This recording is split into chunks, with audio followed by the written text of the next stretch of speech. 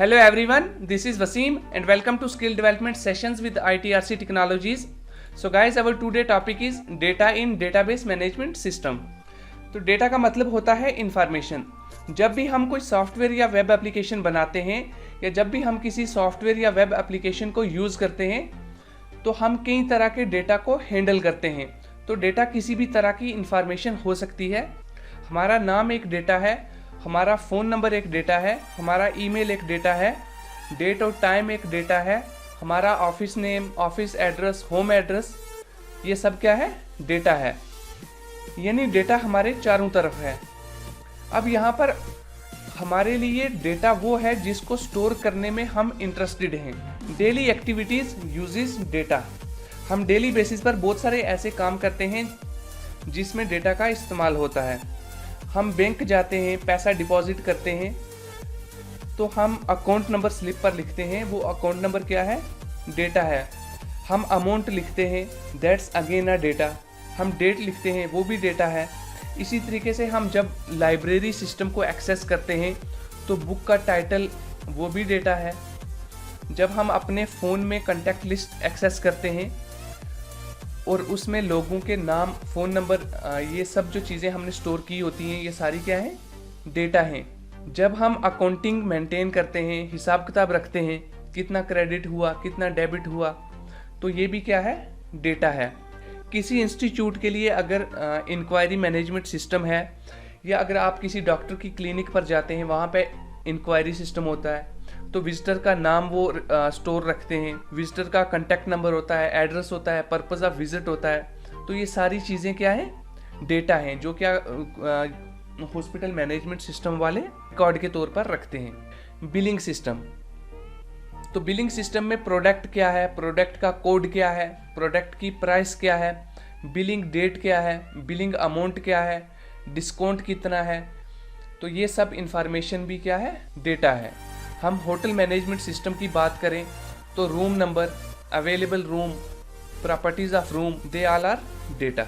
हम daily basis पर जो भी काम कर रहे होते हैं उसमें किसी न किसी टाइप की इंफॉर्मेशन इन्वॉल्व होती है। सो गाइज, अब यहाँ पे सवाल ये उठता है कि सॉफ्टवेयर क्यों बनाया जाता है, सॉफ्टवेयर की ज़रूरत क्या है? तो कई लोगों का ऐसा जवाब होता है कि सॉफ्टवेयर बनाने से काम आसान हो जाता है, बहुत स्पीडली हम काम कर लेते हैं।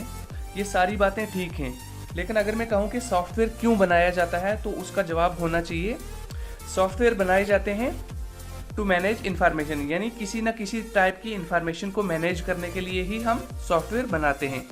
अब जैसे बैंक में जो सॉफ्टवेयर है वो हमारे अकाउंटिंग को मैनेज करने के लिए यूज़ होता है, या एटीएम मशीन में जो सॉफ्टवेयर है वो हमारे अकाउंट में जो भी ट्रांजैक्शंस वगैरह होती हैं उनसे रिलेटेड जो भी इंफॉर्मेशन होती है उसको मैनेज करता है। हमारे अकाउंट की इंफॉर्मेशन को, क्रेडिट डेबिट को क्या करता है? ये मैनेज करता है एटीएम का सॉफ्टवेयर।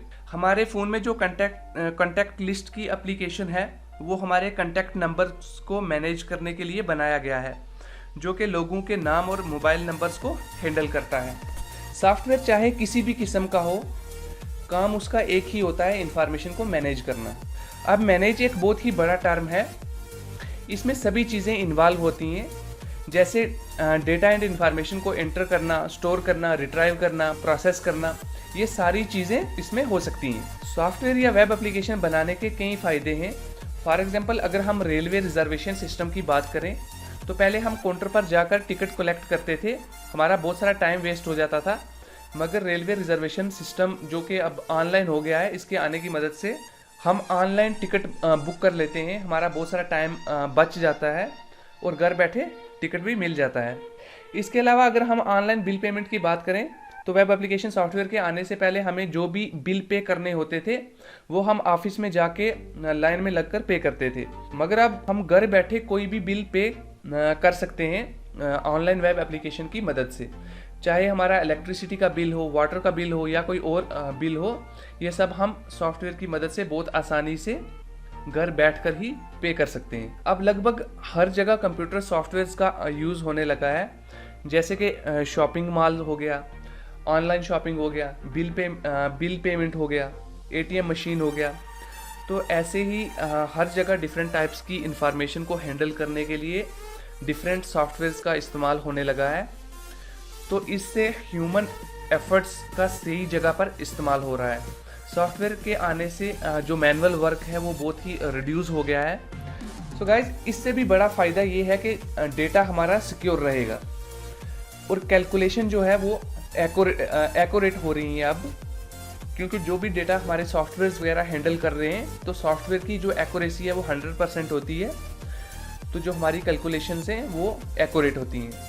क्योंकि जो भी काम हम मैनुअल करते थे उसमें मिस्टेक होने के चांसेस ज़्यादा होते थे, तो सॉफ्टवेयर के ज़रिए हम एरर फ्री काम कर सकते हैं।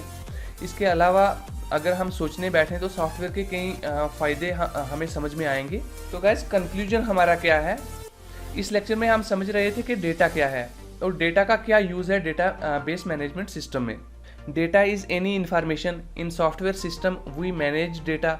Manage data means storing, processing and extracting data. तो गाइज, आई होप कि आपको डेटा का कंसेप्ट समझ में आया होगा। तो ये DBMS सीरीज़ का फर्स्ट वीडियो है। हम अपने अपकमिंग वीडियोज़ में DBMS को बहुत अच्छे से समझेंगे। तो गाइज, आज के लिए बस इतना ही। तो गाइज, चैनल को सब्सक्राइब करना ना भूलें। मिलते हैं आपको नेक्स्ट वीडियो में, तब तक के लिए गुड बाय।